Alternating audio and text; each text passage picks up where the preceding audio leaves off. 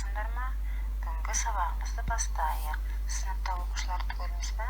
Жақсы, балалар, олай болса, үй тапсырмасына шолу жасайық жүрені. Бүгін біз кім жылдам ойын ойнаймыз. Қойылған сұрақтарға кім жақсы жауап береді екен? Өте жақсы балалар, жақсы жауап бердіңдер.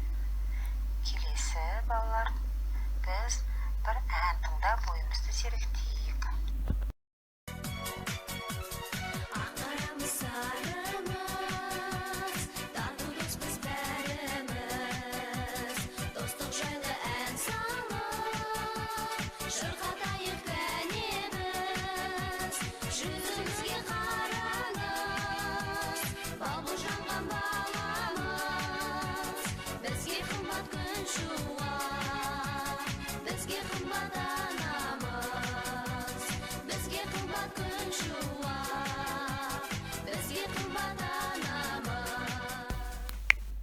Оқушылар әнде достық, бейбітшілік, ынтымақтастық жайлы айтылған екен, дұрыс айтасыңдар.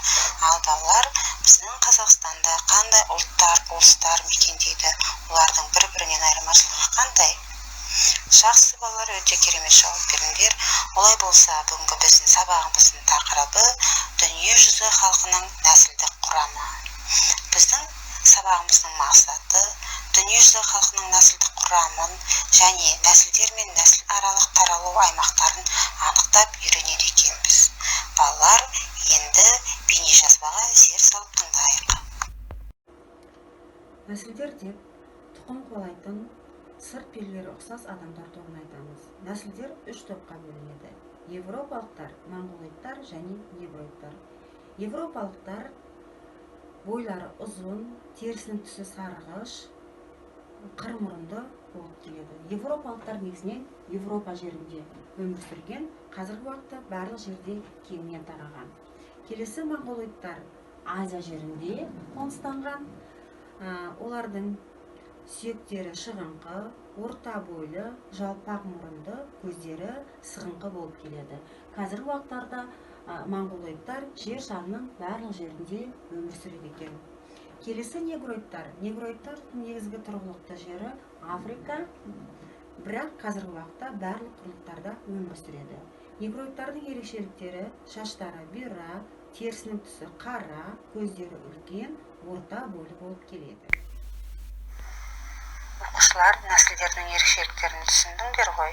Жақсы, олай болса, бүгінгі сабақта кездесетін тірек сөздерді үш тілде айтып өтейік. Жарайсыңдар балалар, керемет айттыңдар. Енді бірінші тапсырманы орындайық. Тематикалық картаны толтыру.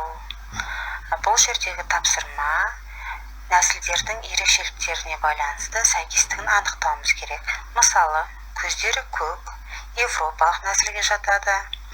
Терісінің түсі қара, экваторлық нәсілге жатады. Шаштары бұйра, экваторлық нәсілге. Бет сүйектері шығыңқы, монғолоидтық нәсілге жатады. Ары қарай жалғастырасыңдар балалар.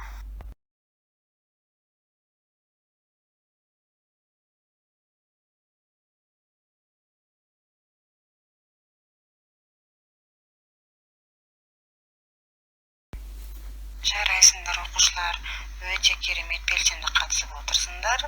Ары қарай екінші тапсырмамызды орындайық. Бұл тапсырмада Қазақстан жеріндегі өзге ұлттардың пайыздық үлесінің сәйкестігін анықтап көрсетесіздер.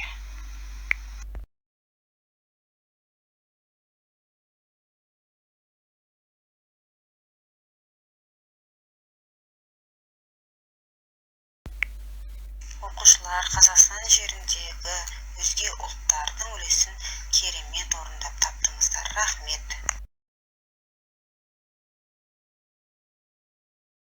Кең байтақ, тынысы мол елде тұрамын. Өзім қазақ болып туылғаныма қуаныштымын. Өйткені менің елімнің тарихы, салт дәстүрлері, әдет ғұрпы өте бай. Біз әр ұлтты мемлекетпіз. Бізде 100-ден астам ұлт өкілдері тұрады.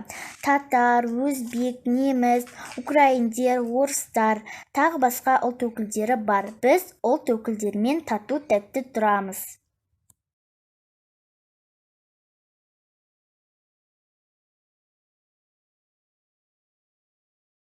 Төртінші тапсырма сұрақ жауап. барлық адамзат нәсілдері тең құқылы екенін дәлелдеген кім? Жақсы, дұрыс айтасыңдар, Николай Николаевич Михуко Маклай екен. Қазақстанда халықтар арасындағы достық қарым-қатынасты нығайту, бейбітшілікті нығайту мақсатында қандай ұйымға мүше болды? Дұрыс айтасыңдар. Қазақстан Республикасы Біріккен ұлттар ұйымына 1992 жылдың 2 наурызында толық құқылы болып енді. Рахмет балалар. Қазақстан Халқы Ассамблеясының құрылу мақсаты неде балалар? Дұрыс айтасыңдар, нәсілі, ұлты, тілі, діни, әлеуметтік дәрежесіне қарамастан барлық азаматтар тең құқылы екенін айтады екен. Оқушылар, бүгінгі сабаққа өте жақсы белсене қатыстыңдар. Сендерге бүгін 9-10 деген баға беремін. Балалар, бүгінгі сабақ бойынша кері байланыс жазамыз. ББ кестесін толтыра қойыңдар. Рахмет балалар сабаққа қатысқандарыңа.